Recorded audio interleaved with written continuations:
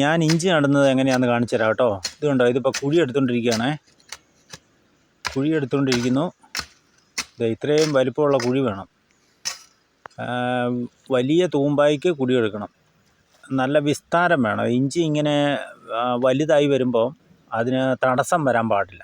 കാര്യം കിളച്ചിളക്കിയെടുത്ത് നടുവാണെങ്കിലും കുറച്ച് വിസ്താരത്തിലെടുക്കണം. കണ്ടോ, ഇത്രയും വലിയ കുഴി വേണം. ഒരു 4 കുഴി കുത്താൻ കണക്കിനുള്ള കണ്ടം വേണം വെട്ടാൻ. ഇത് കണ്ടോ, 3ഉം 4ഉം കുഴി. അതിലപ്പുറത്തേക്ക് പോകരുത്. ഒരുപാട് വലിപ്പമുള്ള കണ്ടം എടുക്കരുത്.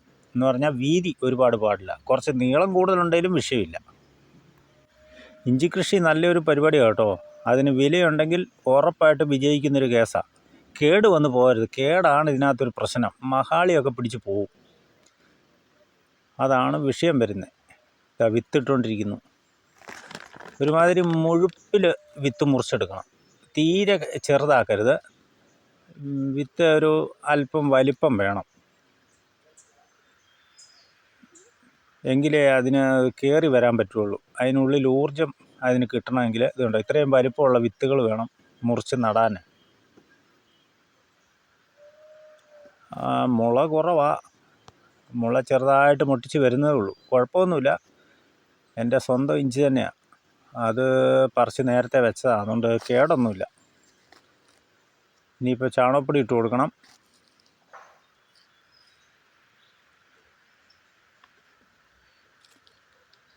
ചാണകപ്പൊടി ഇട്ട് കൊടുത്ത്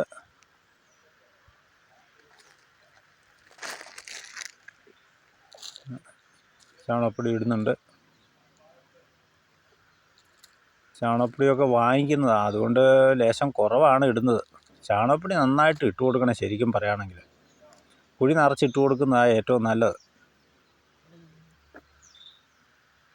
ഇതിപ്പോൾ കുറേശ്ശേ ഇടുന്നുള്ളൂ.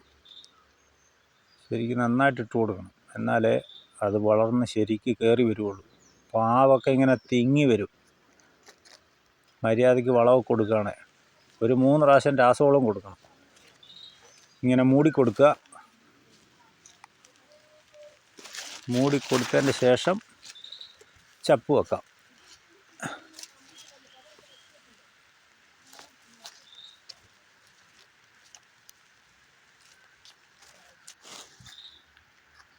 ചപ്പ് വെച്ച് കൊടുക്കും. നല്ല കാട്ടുചപ്പെന്ന് പറയാൻ പറ്റും. ഞങ്ങളുടെ പറമ്പിൽ നിൽക്കുന്ന കാട്ടുമരം കേട്ടോ. അതിൻ്റെ ചപ്പ് വെട്ടിയെടുത്ത് കൊടുക്കുകയാണ്. ചെറിയ ഇലയുള്ള ചപ്പാണ് വെക്കേണ്ടത്. കാരണം ഇതിൻ്റെ ഇടയിൽ കൂടെ ഇഞ്ചി കിളുത്ത് കയറി വരണം. ഒത്തിരി വീതിയുള്ള വട്ടയില പോലത്തെ വെച്ചിട്ടുണ്ടെങ്കിൽ അടിഞ്ഞു കിടക്കും. എന്ത് ചെയ്താൽ പിന്നെ ഇഞ്ചി മുകളിലോട്ട് ഉയർന്ന് കയറി വരില്ല. കാരണം അതിന് തടസ്സമാണ്. അത് ഇങ്ങനത്തെ ചെറിയ ചപ്പുള്ളത് കൊടുക്കുകയാണെങ്കിൽ ഇതിൻ്റെ ഇടയിൽ കൂടെ സൂചി മൊന ഉള്ള ഈ വിത്തുകൾ ഇങ്ങനെ കയറി വരും. ഇതിൻ്റെ കിളുപ്പ് അങ്ങനെ അത് എല്ലാം മുകളിലോട്ട് ഒരേ മേനി ഇങ്ങനെ കിളുത്ത് കയറി നിൽക്കും. മൊത്തത്തിൽ ചപ്പ് വെച്ച് കൊടുക്കണം. ഇല്ലെങ്കിൽ വെള്ളം തല്ലിപ്പോവും. വെള്ളം തല്ലി ഇഞ്ചിയൊക്കെ പുറത്ത് പോകും. അതുകൊണ്ട് അങ്ങനെ വരാതിരിക്കാനും അതുപോലെ കാട് കിളുക്കാതിരിക്കാനുമാണ് ശരിക്ക് ഇങ്ങനെ ചപ്പ് വെച്ച് കൊടുക്കുന്നത്. ആദ്യം 2ാം ചവറും വെക്കുന്നവരുണ്ട്. ഞാനങ്ങനെ വെക്കലില്ല. ഇതിപ്പോൾ ഇച്ചിരി കട്ടിയുള്ള ചപ്പാണ്. അത് അഴുകണെ കുറച്ച് നാൾ പിടിക്കും. ഇത് കാട് കയറാതിരിക്കാൻ തക്കവണ്ണം ഇത് ശരിക്കും ഉപകാരപ്പെടും. പ്ലാവിൻ്റെ ചവറൊക്കെ വെക്കുകയാണെങ്കിൽ നല്ലതാണ്. നല്ല വളം കിട്ടും. അത് അഴുകി അങ്ങോട്ട് പിടിക്കും.